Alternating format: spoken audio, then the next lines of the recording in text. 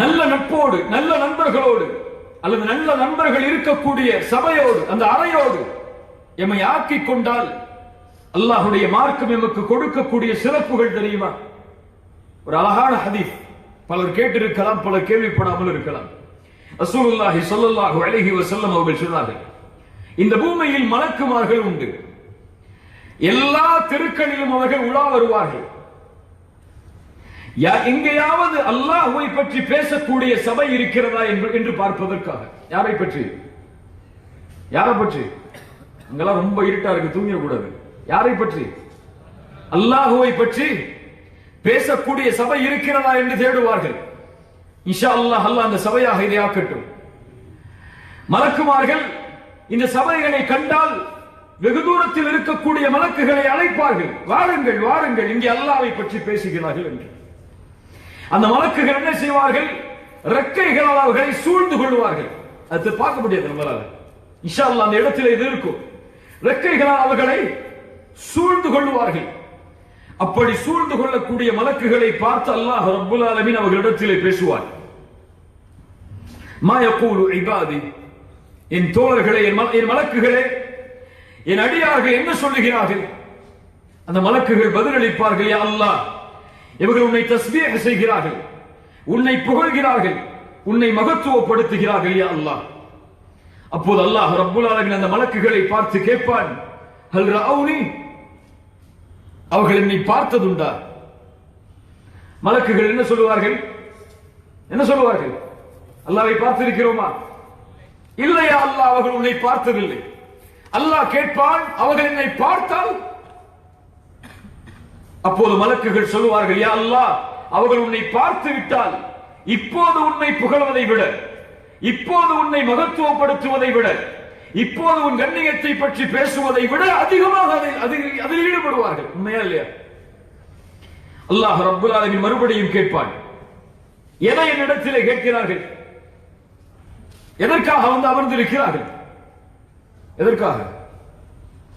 எது நமக்கு வேணும் இந்த சபை மூலமா? எது வேணும்? அல் ஜன்னா, சொர்க்கம். அதற்குத்தானே வந்திருக்கிறோம். அதற்குத்தானே இந்த நல்ல அமலை, அந்த நல்ல அமலில் ஈடுபட்டு இருக்கிறோம். நரகத்துக்கு போனா பக்கத்தில் இருக்கக்கூடியதுக்கு போயிருக்கலாம். எதுக்கு இங்க வந்து உட்கார்ந்திருக்கோம்? சொர்க்கத்திற்காக. மலக்குகள் சொல்லுவார்கள், யா அல்லாஹ், இவர்கள் சொர்க்கத்தை கேட்கிறார்கள். அல்லாஹ் கேட்பான், அவர்கள் சொர்க்கத்தை பார்த்ததுண்டா? பார்த்திருக்கிறோமா?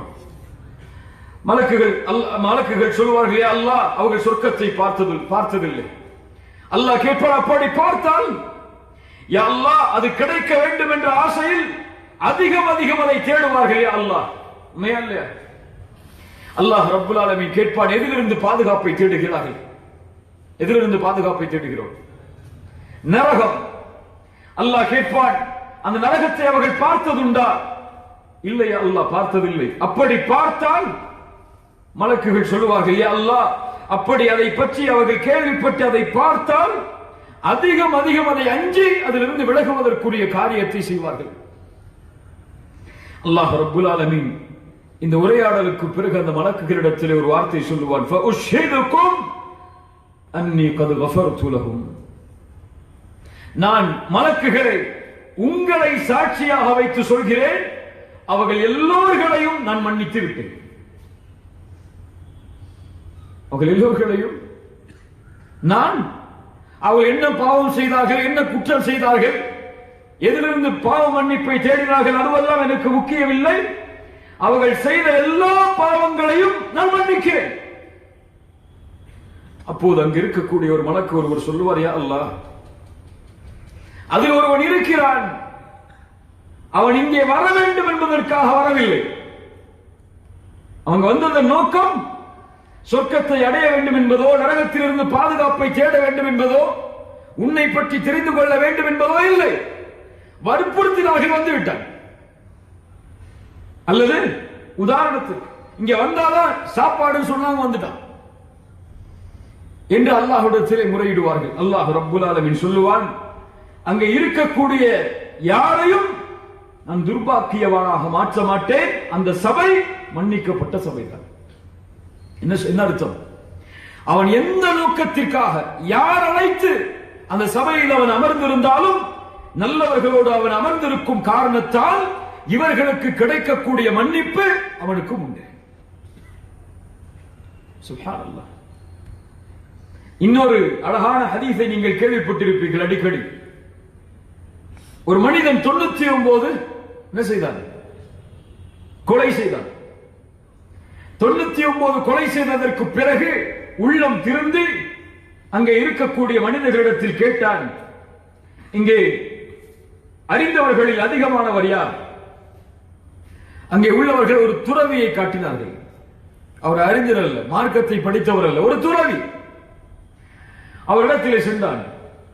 சென்று கேட்டான், நான் 99 கொலை செய்திருக்கிறேன், என்னை இறைவன் மன்னிப்பானா? அவன் சொன்னான், படுவாவி, 99 கொலை செஞ்சிருக்க, உன்னை எல்லாம் அல்லாஹ் மன்னிப்பானா? உனக்கு எல்லாம் மன்னிப்பே கிடையாது, போயிட்டான். கோபம் வந்து என்ன செய்தான்? 100 முழுமையாக்கினான். அதற்கு பிறகு மனம் திருந்தியது. கேட்டான், இவரை விட அறிந்தவர் உண்டா? அப்போதுதான் காட்டப்பட்டார்கள் ஆலிம் ஒருவர். யார்? அறிஞர். குர்ஆன் ஹதீஸை கற்றுத் தேர்ந்த ஒரு மார்க்க அறிஞர் அடையாளம் காட்டப்படுகிறார்.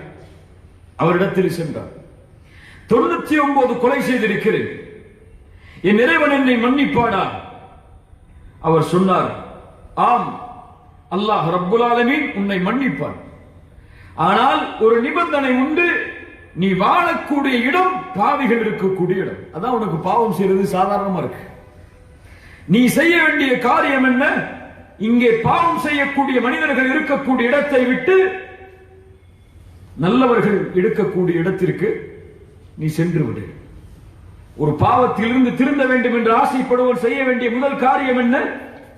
அந்த பாவம் செய்வதற்கு சூழல் காரணமாக அமைந்தால் அந்த இடத்தை விட்டு முதலில் கிளம்பி விட வேண்டும். ஃபஜ்ர் தொழாம இருக்கிறதுக்கு அந்த ரூம்ல தூங்குற அந்த மற்ற நண்பர்கள் தான் காரணம்னா என்ன செய்யணும்? அந்த ரூமை விட்டு காலி செஞ்சு ஃபஜ்ர் தொழக்கூடிய மக்கள் எங்கே இருக்கிறார்களோ அங்கே சென்று அமர வேண்டும். இப்படியே இல்லையா? இப்ப இந்த ஹாஸ்டல்ல அப்படி ஒரு ரூம் இருக்குமா? தெரியல எனக்கு. இருக்கா இல்லையா? இல்லையா? அல்லாஹ் பாதுகாப்பான, அல்லாஹ் பாதுகாப்பான. அப்படி சூழலை விட்டு விலகிவிடு. நல்லவர்கள் வாழக்கூடிய இடத்தை நோக்கி நீ சென்று விடு. சென்றால் இறைவன் உன்னை மன்னிப்பான்.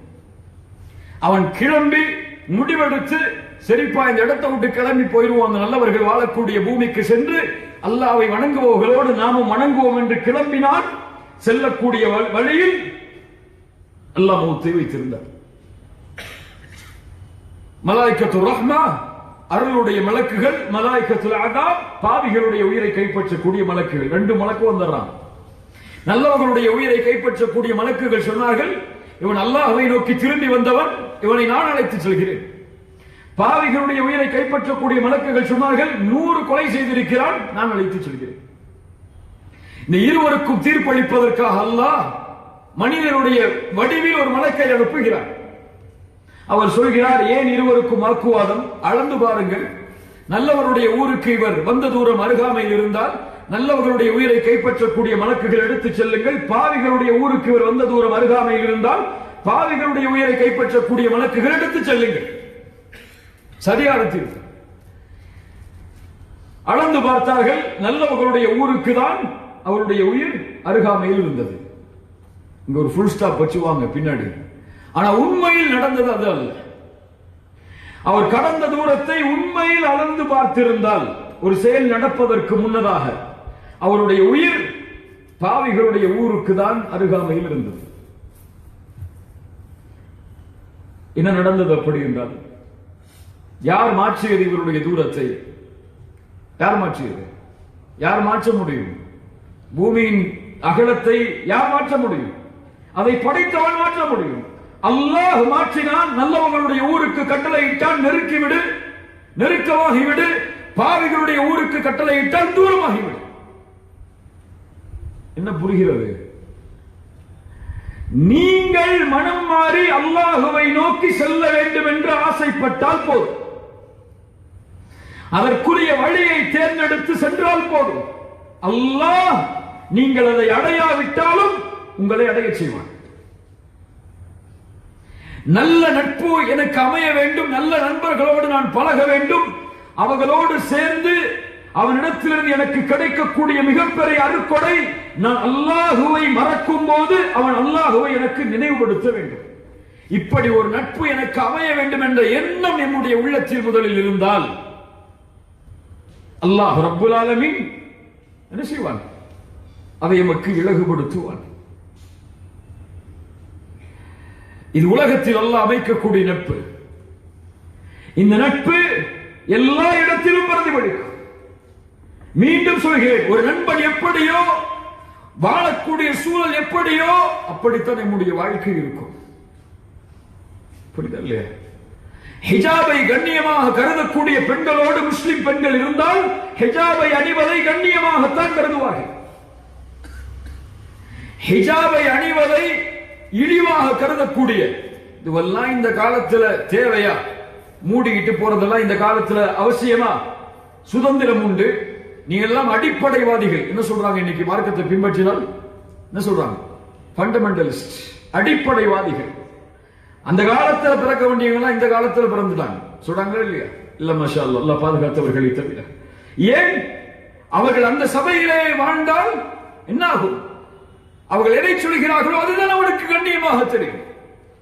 சஹாபாக்கள் அல்லாஹ்வுடைய தீனை கண்ணியமாக கருதுபவர்களோடு பழகினார்கள், அவர்களோடு வாழ்ந்தார்கள், அவர்களோடு இருப்பதற்கு ஆசைப்பட்டார்கள். பின்னாலும் வரும்போது புரியும். சரி, உலகத்தில் அல்லாஹ் அமைத்துக் கொடுக்கக்கூடிய நட்பு